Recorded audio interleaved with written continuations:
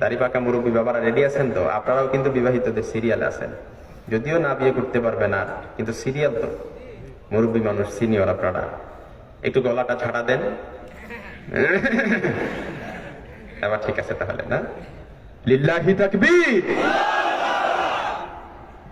আচ্ছা, এবার অবিবাহিতদের কাছ থেকে তাকবীরের আওয়াজ শুনলে বোঝা যাবে যে 100-এ 100 ফুল মার্কস কারা পেয়েছে।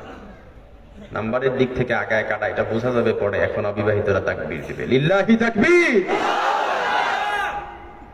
আজকে মাহফিলে বিবাহিতদের সংখ্যা বেশি। কি বলেন হুজুর?